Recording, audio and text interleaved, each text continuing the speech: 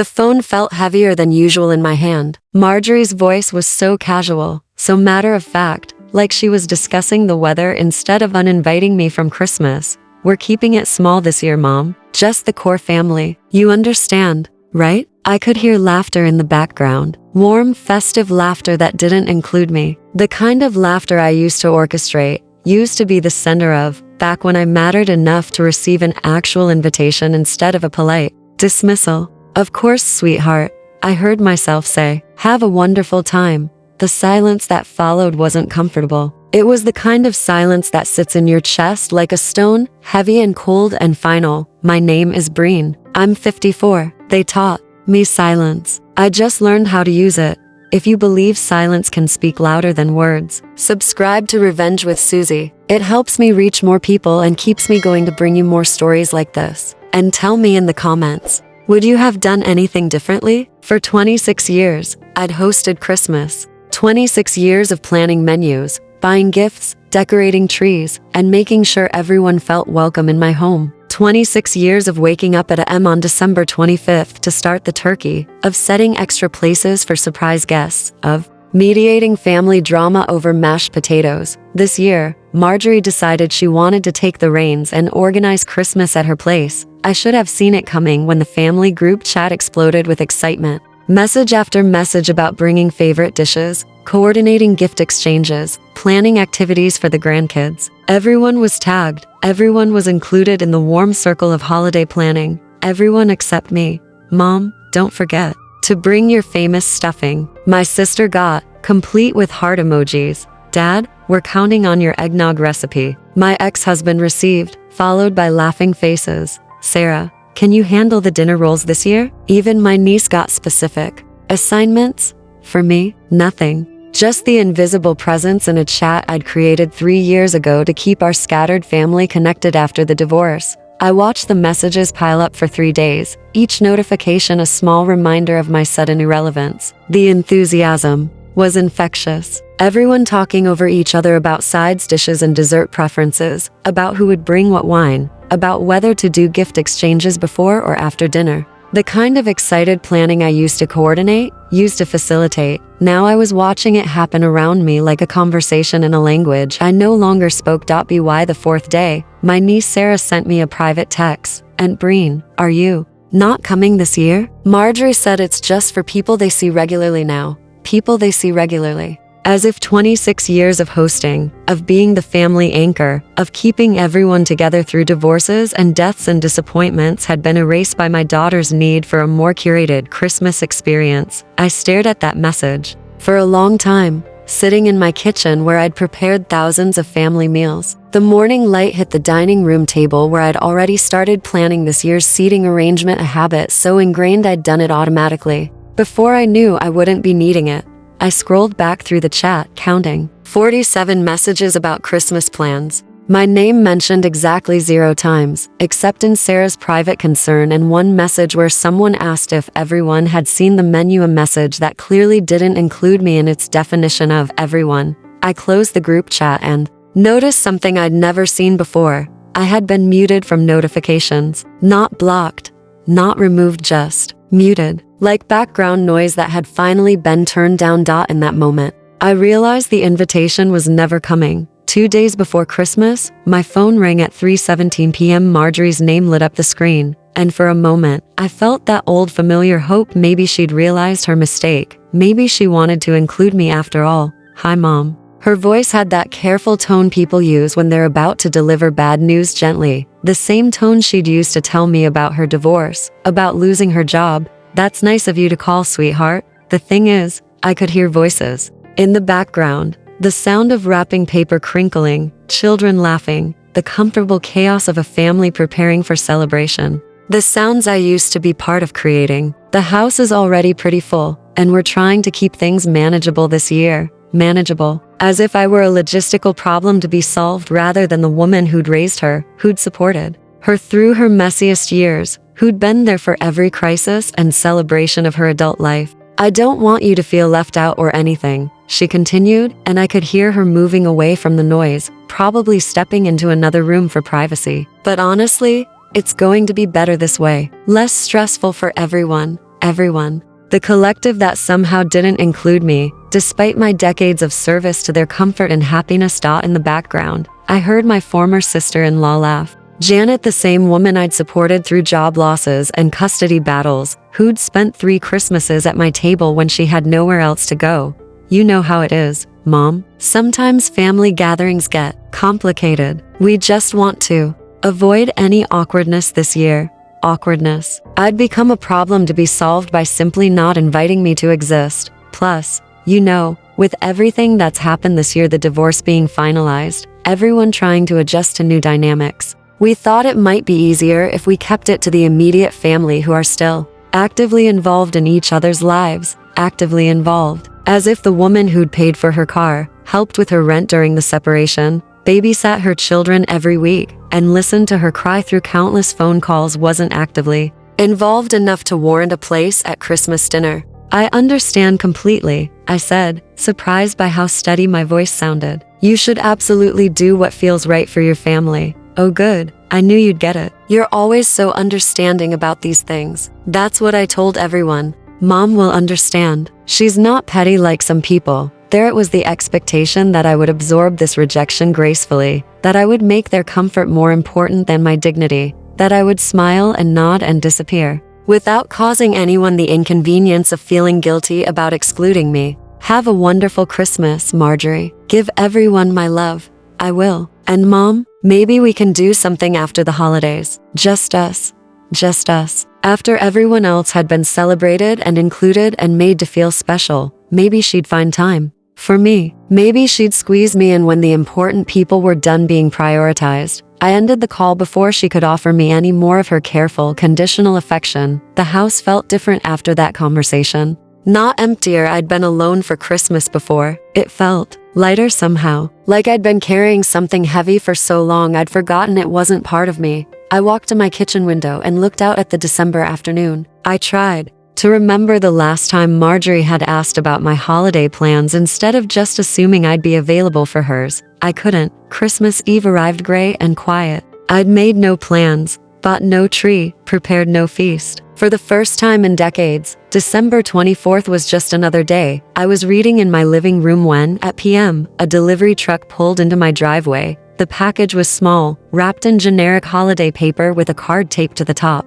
My name was written in Marjorie's careful handwriting, not the flowing script she used for important things, but the practical block letters she used for grocery lists. I set it on my kitchen table and stared at it for a moment. Part of me wanted to leave it unopened, to preserve whatever illusion of thoughtfulness it might contain. Inside the box, a pair of socks. Not good socks, not thoughtful socks, not even particularly attractive socks. The kind you buy in a 3-pack at the pharmacy when you realize you need to give someone something but don't want to spend time or money thinking about what they might actually want. The tag was still attached. $6.99 for 3 pairs. I was worth 1/3 of $7. The card was worse than the gift. Dear Mom, thanks for being so understanding about Christmas. I know this year is different, but I hope you know we're thinking of you. We'll miss having you there, but it really is for the best. Hope you have a peaceful day. Love, Marjorie.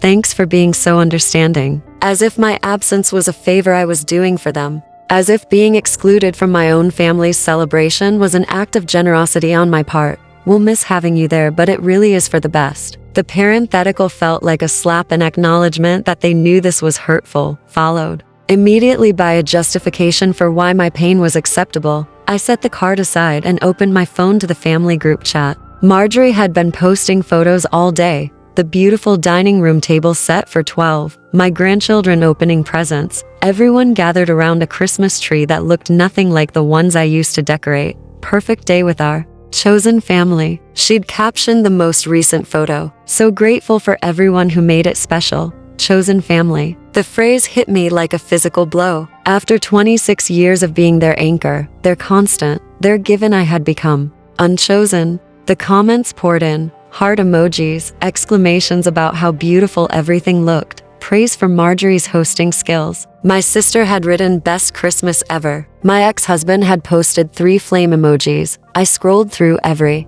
comment, looking for some acknowledgement of my absence, some small recognition that someone was missing from their perfect day. Nothing. It was as if I had never existed, as if 26 years of Christmas mornings and family traditions had been erased as completely as my name from their group chat notifications. I looked at the socks again, then at the photos of the celebration I'd been excluded from, and something inside me crystallized into perfect, cold clarity. I took a screenshot of Marjorie's chosen family post and saved it, not to remember the hurt, but to remember the moment. I finally understood exactly where I stood in the family I'd spent my life serving, 26 years of hosting, 3 years of car payments, $6.99. The math was finally adding up. December 26th, the day after a Christmas that happened without me. I woke up at a m out of habit the same time I'd been getting up on the day after. Christmas for 26 years to start, dealing with leftovers and thank you calls and the gentle chaos of holiday aftermath. But this year, there were no leftovers to manage, no dishes to wash, no family members calling to thank me for hosting. Just silence and the strange lightness that comes with having no one else's expectations to meet. I was sitting at my kitchen table with my laptop, paying bills like I did every month, when I saw it, the automatic payment scheduled for December 28th. Marjorie's car payment, $487 that moved from my account to hers every month for the past 3 years, as regular and unquestioned as my own mortgage payment.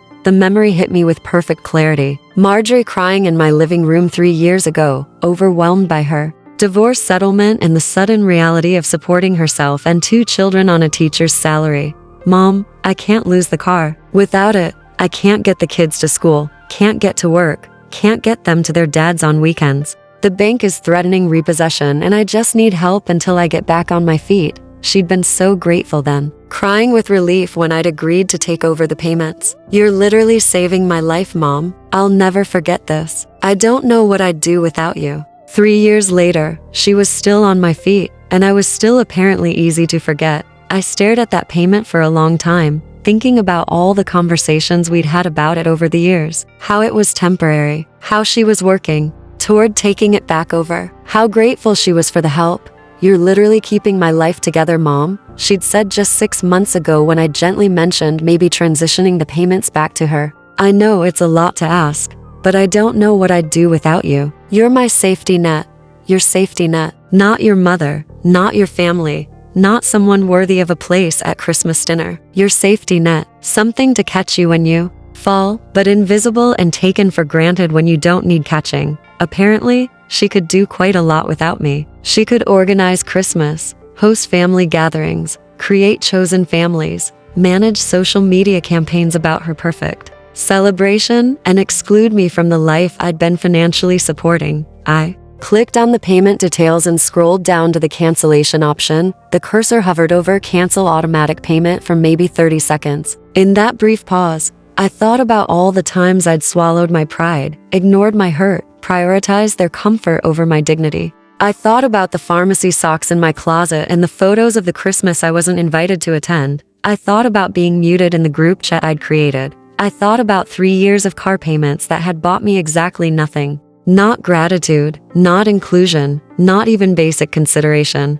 I clicked cancel. The confirmation screen asked if I was sure. Are you certain you want to cancel this recurring payment? This action cannot be undone. I was sure. More sure than I'd been about anything in months. Payment cancellation successful. No further automatic payments will be processed. I closed the laptop and made myself a cup of tea. Outside, it was snowing, the kind of gentle, quiet snow that makes everything look clean and new, that covers old footprints and creates blank slates. For the first time since that phone call 2 weeks ago, I felt something like peace settle in my chest. Not the hollow piece of resignation, but the solid piece of finally matching my actions to my worth. The snow kept falling, and I watched it erase the last traces of yesterday from my front yard. December 28th, 3:47 p.m. The first call came while I was reading in my living room chair, a mystery novel that had nothing to do with family drama or emotional manipulation. Marjorie's name lit up my phone screen. I let it go to voicemail and went back to my book.by for 30. I had 4 missed calls. By PM 8, I could feel my phone buzzing against the side table like an angry wasp, demanding attention I wasn't ready to give. The first voicemail was confusion. Mom, hey, the car payment didn't go through today and they're saying there's no automatic payment set up anymore. Can you call me back? This is probably just a bank error or something. The second was concern. Okay, I called the bank and they said you canceled the payment. That can't be right. Call me back when you get this. By PM, my phone showed 12 missed calls from Marjorie, 8 from my ex-husband, and 3 from my sister. The voicemails were evolving from confusion to concern to something sharper. Mom, what the hell? They're saying I'm late on the payment and it's affecting my credit. This isn't funny. I don't know what game you're playing, but you're messing with my transportation. This is bigger than whatever hurt feelings you have. Dad thinks you're having a breakdown. The mom I know would never put my children at risk like this. The mom I know, as if she knew me at all. As if the mom she knew wasn't the same woman she'd excluded from Christmas, dismissed from family plans, relegated to pharmacy sock status. My sister's voicemail was more diplomatic. Breen, I don't know what's going on between you and Marjorie, but cutting off her car payment seems pretty extreme. She's really upset. Can you call me so we can figure this out? My ex-husband was characteristically direct. Breen, whatever you're doing, stop it. This is affecting the kids and you know that's not okay. Fix this. By PM, the calls were coming from numbers I didn't recognize. Marjorie had apparently recruited friends to her cause. A voice I didn't know. Hi Mrs. Chen, this is Marjorie's friend Lisa. She's really worried about you and asked me to call. Could you please call her back? The final voicemail came at 9:23 p.m. Marjorie's voice was different, smaller, more vulnerable than I'd heard it in years, stripped of the confident dismissal she'd used to uninvite me from Christmas. Mom, please. I don't understand why you're doing this. I thought we were okay. I thought you understood about Christmas. This feels like punishment, and I don't know what I did wrong. The kids are asking why Grandma won't answer the phone. Please just call me back. Please. I listened to each message once, sitting in my darkening living room as the winter evening settled around my house. Each voicemail was a small revelation, not of their concern for me, but of their panic about losing something they'd taken for granted. None of them asked how I was doing. None of them acknowledged the hurt they'd caused. None of them suggested that maybe, just maybe, being excluded from their celebration might have consequences. They were sorry about losing my money. They weren't sorry about losing me. I deleted each voicemail after listening to it, one by one, until my phone was quiet again. The next morning brought a new wave of communication, text messages from extended family members who'd apparently been recruited to the cause. My sister, Breen, whatever's going on, cutting off Marjorie's car isn't the answer. She's a single mom trying to do her best. My nephew, Aunt B, my mom says you and Marjorie are fighting? Maybe you guys should talk it out. Family is family. Even my ex-husband had texted, this is between you and Marjorie, but punishing the grandkids isn't fair. Be the bigger person here. Be the bigger person. The refrain of every woman who's ever been expected to absorb bad treatment gracefully. Be the bigger person. Turn the other cheek. Keep the peace. Make everyone else comfortable with your own discomfort. I read each message with the same calm detachment I'd felt clicking that cancellation button. Then I did something I'd never done before. I turned off my phone's notifications entirely. The house fell into a deeper quiet, free from the constant buzzing of other people's demands on my attention, my money, my emotional labor, and in that quiet, I realized something profound.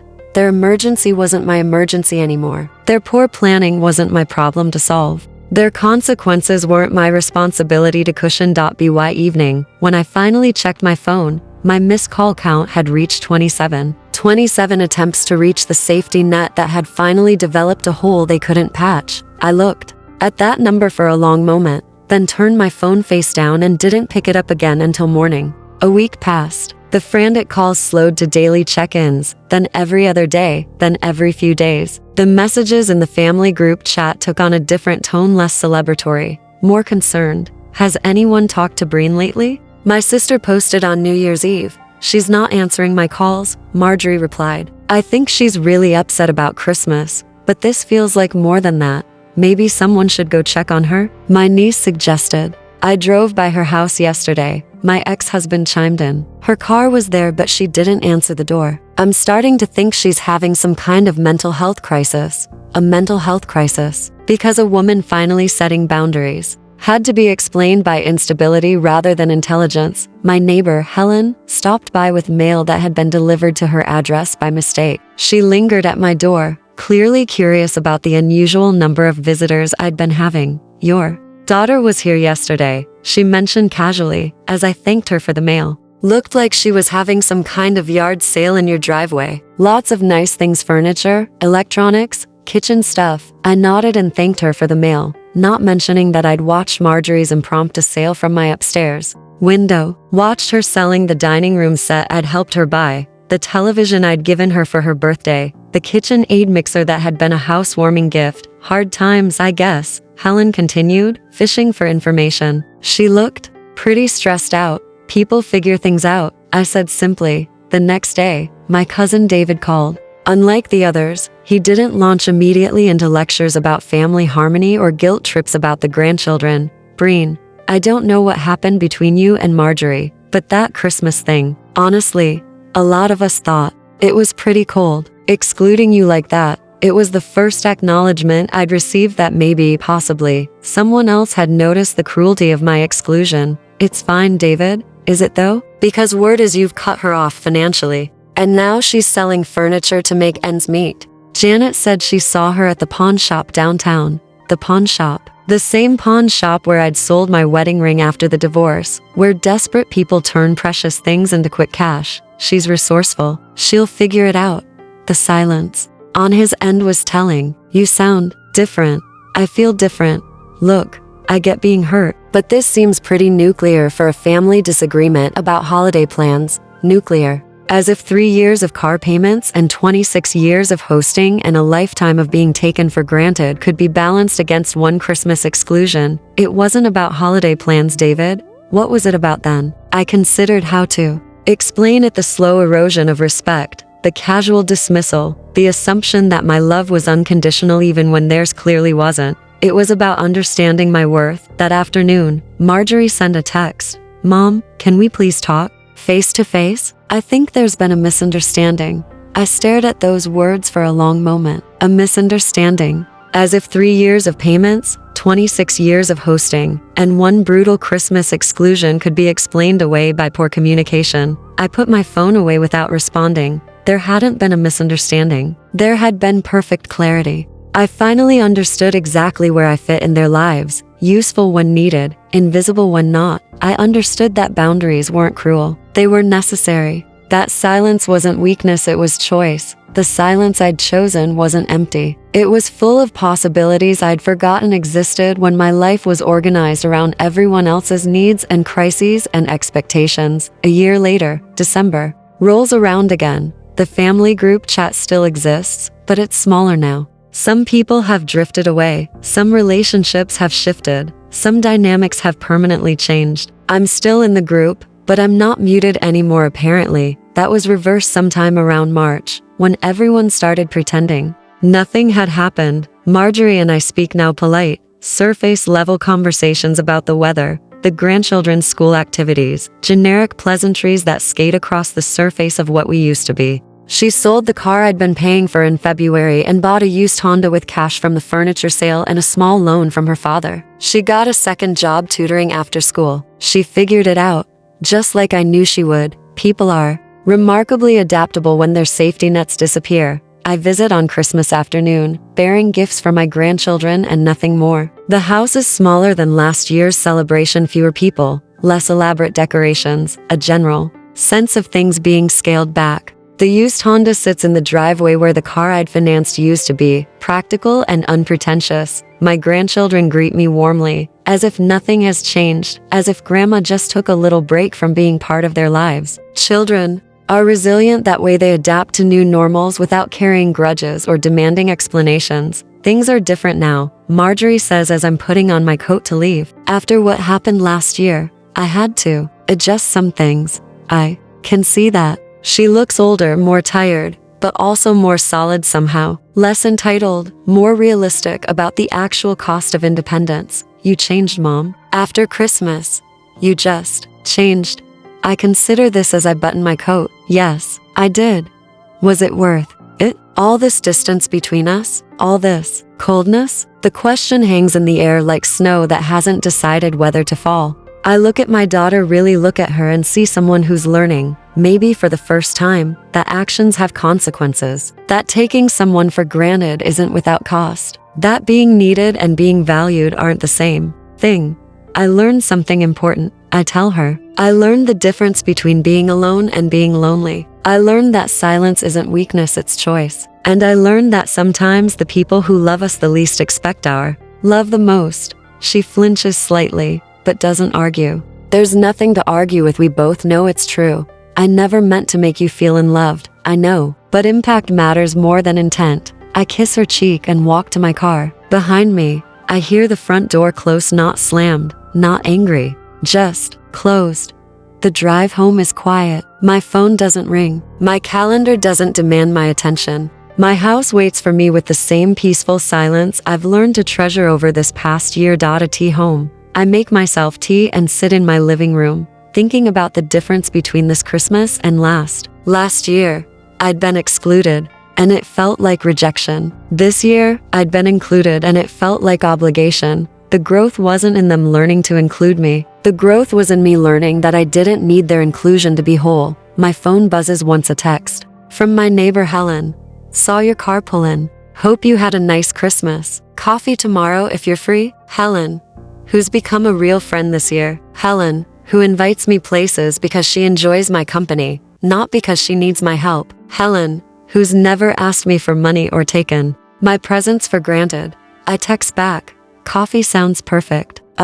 The response comes immediately. Can't wait. I set my phone aside and listen to the quiet of my house. Outside, the first snow of winter begins to fall, covering the old footprints in my yard with fresh powder. I make fresh tea and watch each flake erase yesterday's traces. The silence isn't empty, it's complete. Not lonely, it's chosen. I stayed quiet. They noticed eventually. The teacup grows cool in my hands as I watch the world turn white and clean outside my window. In the soft hush of falling snow, I hear something I haven't heard in years. Peace. If this reminded you of someone, maybe yourself, remember, you don't have to scream to be heard. Sometimes the most powerful thing you can do is simply stop being available for people who've made you invisible.